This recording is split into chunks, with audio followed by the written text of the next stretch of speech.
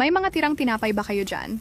Tara gawin natin special at masarap na merienda. Una, kukuha tayo ng 2 slice bread at tatanggalin natin itong nasa dulo.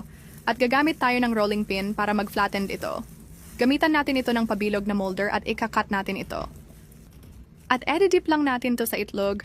Pagkatapos ikukot naman natin ito sa breadcrumbs. At itabi muna ito.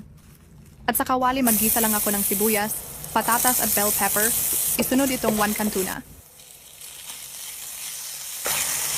At pag ganito na hangwin at itabi muna ito. At ipa-fry na natin itong sliced bread na na-coat kanina. At dapat naka-low heat lang ang apoy para hindi ito masusunog. At mapapansin nyo na nag-e-expand ang hangin sa loob kaya ito lumulubo. Dito naman tayo dadako sa ating mga filling.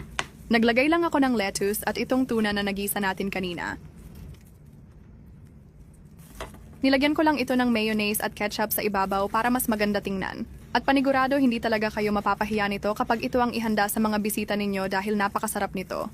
At kung natapos mong panoorin itong video, pwede ba malaman kung saang lugar ito nakarating? At kung nagustuhan mo ang video na to, ay baka naman pwede mo na rin akong i-follow. At maraming salamat po sa panunood.